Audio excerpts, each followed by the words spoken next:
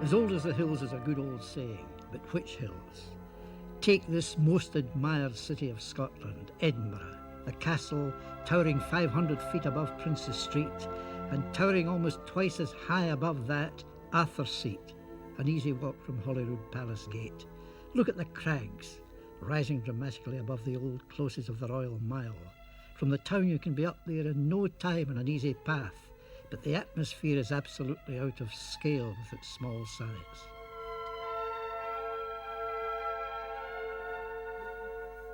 You know, one of the stories I love about the early days of mountaineering is when an alpine guide came here called Emil Ray. And when he saw Huttons Seat, he was asked how long he thought it would take to climb. He said 2.5 hours. He got a big surprise when he was up in 25 minutes. Well, the fathers of Scottish mountaineering said a very wise thing about Huttons Seat. They said a half a crown is bigger than a half sovereign, but it's not as good. And the hard fact that they made and were found out to be true since is that Huttons Seat is probably worth 10 times most of the Scottish peaks because it's got absolutely everything.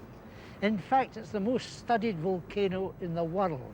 Almost more has been discovered about this wee mountain than any other in Scotland. Indeed, the very beginning of geology was here when an Edinburgh geologist called James Hutton proved some facts about the Earth that nobody had ever thought about before.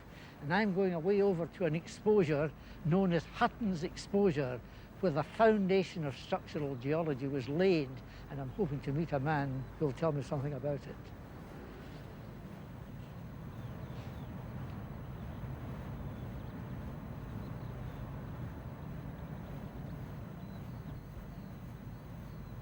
Dave! Oh, hello there, Tom. Oh, I was told I'd find you around here. Come on down, I'll show you something, Tom. Hey, thanks.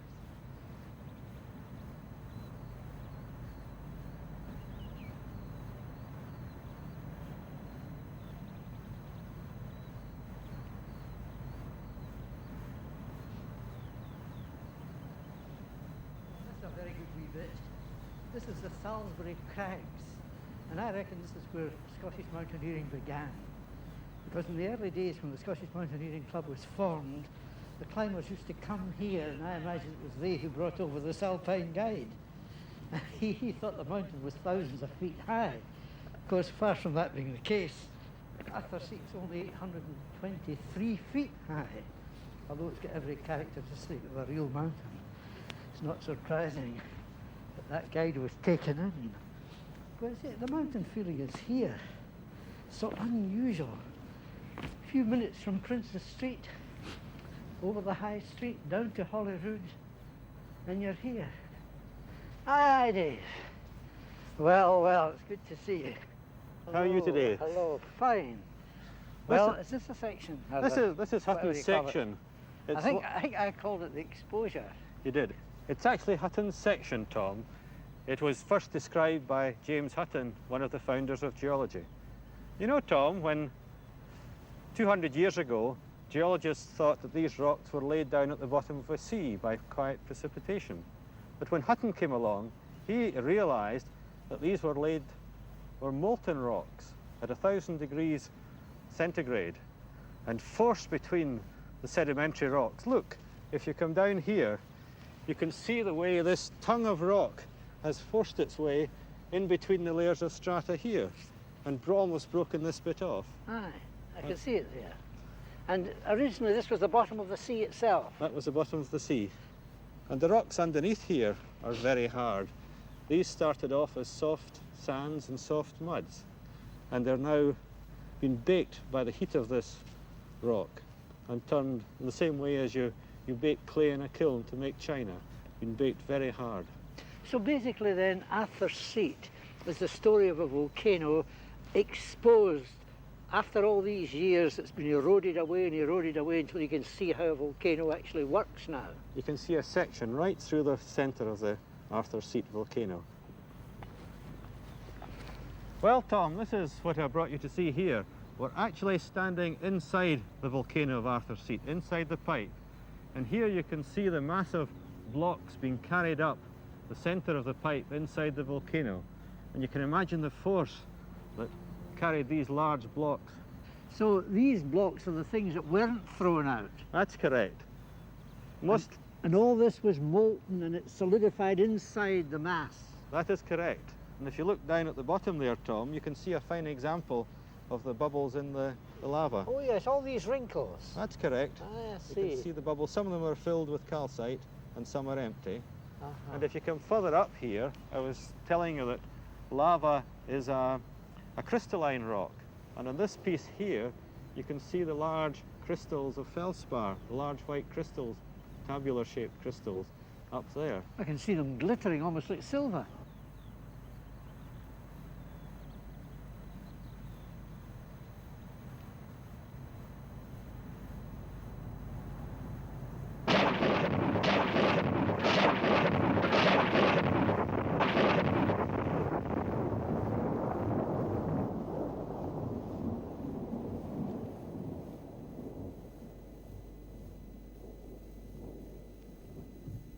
It took thousands of years, most probably, for Huttons Seat to grow out of the sea in eruption after eruption of hot lava.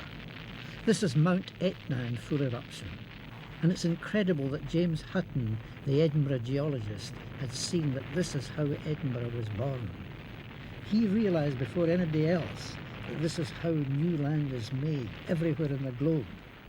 The 7 hills of Edinburgh are volcanic craters. This is an artistic impression by the Geological Survey of how these Edinburgh craters looked before erosion had worn them down.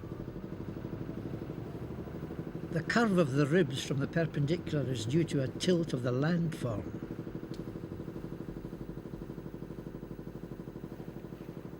Well, here we are, Tom. Oh, terrific. You don't have to go to the Giant's Causeway or Fingal's Cave in Stafford to see basalt columns. Edinburgh has its own fine example called Samson's ribs. Aye, almost like Greek pillars turning their side. They are, yes. Do you know how these formed, Tom? No. Well, when this started off as molten rock, magma, deep down in the centre of the volcano. And when rock cools slowly, it shrinks.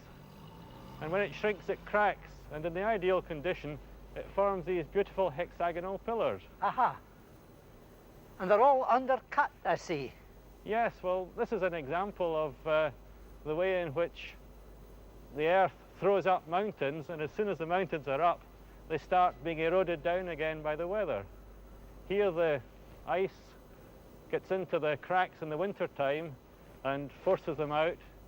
And as you can see, these pillars up there are unsupported. Aye, so they could fall down on top of us here. I would think any time. We don't want to stay here too long, do This we? is happening over there, in fact, It round is. the corner, where the scaffolding is. Yes, well, you see, it's so bad round there, Tom, that they've had to take remedial action and anchor some of these in to stop them falling on the passing motorists. Right, well, I think maybe we should be getting out now. Yes, before it falls.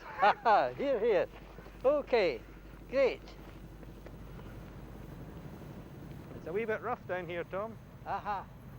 Well, I've got to watch this rock because I know basalt is always not too sound at any time. You really get a feeling of height when you're up in the ribs, and it's a surprise to see immediately below them an old railway tunnel and a disused line. You know, what I like about this bit is that we're on the first railway ever built in the Edinburgh region. Are we really? Aye, 1851 it was built, but it was a railway line pulled by horse. Was it? And the steam engine was used by rope to pull the engines back because they were bringing coal from over there at Dalkeith and taking it to the coal depot at Holyrood. I've heard it's called the Innocent Line. Do you know why we've got that name? I do. Well, that was when passengers started to use it. No tickets were issued, by the way. The fare was 8 all the way. Tickets weren't issued because the folk couldn't make up their mind where they wanted to go. They enjoyed the ride so much. You know, Tom, they nearly had an accident here in the railway line. Here's a block of Samson's ribs that fell down from right up in the top there. Yeah. You see all the way it's come down. I wonder what came first, though, the block or the railway. Well, I don't think we'll ever know that. I brought you here, Tom, to this rock, which is called Huttons Rock. Ah, what's special about it? Well, you see this red rock in here? This is a vein of hematite, Tom, an iron ore. You can see the red ore in there. Oh yes, and you could extract the iron from that.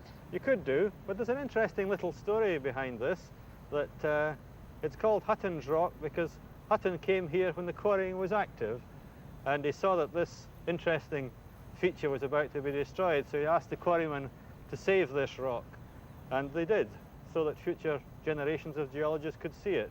And these quarries, this was the quarrying for the paving stones of London, I believe. Yes, these stones would have been carried a long way. It's a very good hard rock, this. I believe the Earl of Haddington was responsible for reopening the quarry to the indignation of the people of Edinburgh. Well, you can appreciate why, and nowadays they wouldn't get planning permission for quarrying here, would they? Aye, well, it had a very good result because it was bought for the state for £40,000. As little as that? Yes, and this road here is a very interesting road. Do you know why it's called the Radical Road? No, you tell me why. Walter Scott in 1820 had the idea of using unemployed West of Scotland weavers who were very much against the government, and he gave them a job to build what was then a rough path. That's this road that runs up and down here. Right, over the crags and down the other side towards Yeah. Holyrood. And the idea was, you see, the great minds of Edinburgh used to meet and walk along this road. David Hume, Walter Scott, Boswell, no doubt they talked about all the great matters of the day because that was the time when Edinburgh was at its peak of culture. It was a literary centre. It was. So the Radicals built the road and it became known ever afterwards as the Radical Road. And this is it we're walking on just now. And it's a beautiful walk. It's a lovely walk. I reckon it's probably one of the finest walks in Scotland. And the Earl of Haddington did us a disservice because at the same time as this road was built, Scott had the idea of making an exotic garden around Samson's ribs. He was going to bring in exotic plants from abroad and make it a hanging rock garden. It would Maybe- have spoilt the place, wouldn't it? I was about to say maybe he didn't know it would fall down in time. But anyway, the Earl of Haddington opened the quarries instead and was forever unpopular. So maybe his action resulted in the buying of the place where it was at a cheap price and bequeathing to the city probably one of the most unique little mountains that any city could ever own.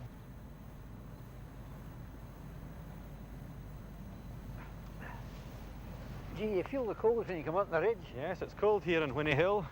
Why, Whinny Hill is actually part of Huttons Seat. That's the volcanic cone, yes. Although it's a separate ridge.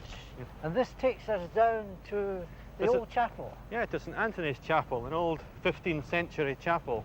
So it's been standing here for over 500 years. It has. And you know, the rocks, the stones in it tell us a bit about the way they built it at that time.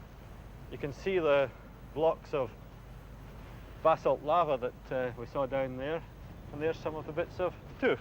Oh, that's the old sediments. Yes, they just picked the stones up from round about.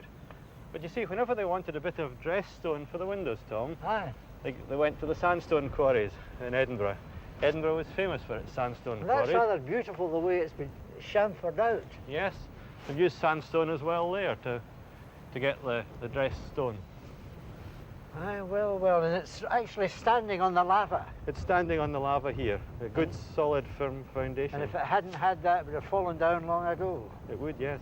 I was reading that St Anthony was a man who was born in Egypt way back 250 AD, and he sought the lonely places to commune with his soul, and he set up the very first monastery that we know of. In other words, the father of monasticism. But his connection here is really with James I. James I built a hospital over in Leith, and there was a great skin disease at that time known as erysipelas. It was a swelling of the face which spread over the head, ugly and very painful.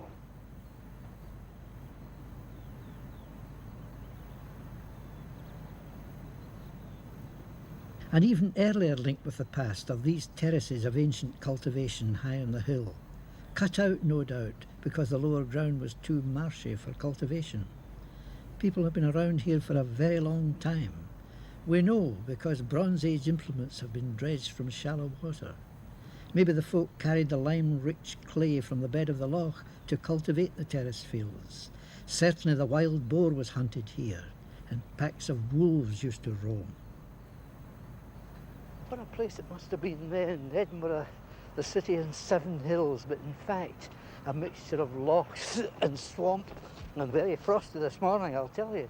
That's why I didn't stick to the path. It's really icy, and just below me is the village of Duddingston, and a wee loch with its marshes that gives us something of a flashback to these distant times. How many thousands of years ago, I don't know.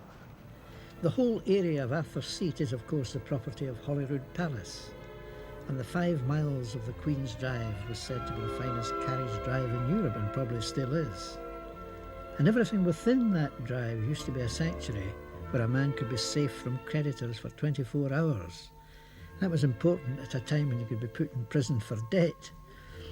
In 1645, it had another use. The sick who were in fever from the plague were taken there to die. Doctors were sent with them, but if they died, they were buried in the park. Thieves had hideouts in the park, so it wasn't a safe place to carry a lot of money about with you. As for Edinburgh itself, in the 18th century it was crowded and filthy, with cows and pigs and horses and sheds and closes in the Royal Mile itself. Business life was conducted mainly in taverns.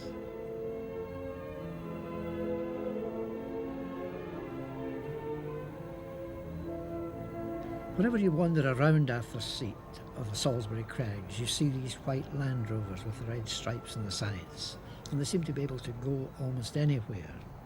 I know that each one carries rescue equipment and first aid kits. I also know that rock climbing is forbidden, but people try it and get stuck. The men patrolling in the vans wear a uniform like the police, so I asked Sergeant Wilson whether these keepers regarded themselves as parquets to enforce the bylaws, or if they had real police powers. We used to be called the Royal Park Keepers. In 1974, we got the title of Royal Park Constabulary, and we're in the park as Royal Police of the park, and it's our duty to see that the park is maintained and no damage is done to Crown property. And you live right on the spot? Yes, I stay in Meadowbank Lodge. Now, I happen to know, because people have told me, that you give talks and slideshows and you really love this park. Oh, I certainly do, yes. What's your own favourite bit? My own favourite bit, I would say, is the Winner Hill. It's a lovely part of the hill. You can be up in the top of the hill there, away from the noise of the city. In fact, you could be up in the middle of Rushire and nobody know you were there. Hear the birds sing? Hear the birds sing, the larks, it's lovely up there. But here at Duddingston's a particularly historic bit. Oh yes, particularly Duddingston Village. It dates away back early years. In fact, they had 40 looms and they weaved a coarse linen here. The weavers were the 18th century, but the old kirk is away back 600 years before that. The old kirk is away, it dates back to the 12th century. And I believe the door is an old door, it's worth seeing. Oh, it's a Norman door? Yes. But outside at the gates there's a chain on a link, and it's called the jugs. In the olden days, evildoers, they used to put the jug round their neck, and so when the people come to the kirk on Sunday, they could see them. But the story I was told, and I think it's quite a good one, that it used to be for any wives who didn't do what their husbands told them, they used to put them on this, and the people could see them on the Sunday. And then, of course, just out in front of that is the louping stones. And these stones are there for any old gentleman or any lady who wanted to mount their horse, who could step up the stones and then onto the saddle. And the Sheep's Head Inn would be a busy place in these days, I expect too. it would be. It's still as busy as ever at the present time. The Stuarts, when they went hunting here, used to always go in and have a sheep's head for their lunch. I wouldn't be surprised at that, because Bonnie Prince Charlie's house is just round the corner from it, and he was supposed to have slept there the night before the Battle of Preston Bands. All his staff were in that house, and his army was camped all around about Huttons Seat and round about Duddingston. Aye, aye. So when you walk through here, you really are walking through a passage of history. Oh, definitely, yeah. It's Real good Scotch history. No wonder you never get tired of being in the park. Never, never. Well, 7 days to Christmas, and this has been a real wild one. Starting with sleet and snow, then it cleared away. So we're able to have a great wee stravaig around this wee mountain, almost on the highest point now at 823 feet. A few feet more and I'll be in the ultimate point. Arthur is called after King Arthur, who used to be the King of Strathclyde, and I feel like a king today.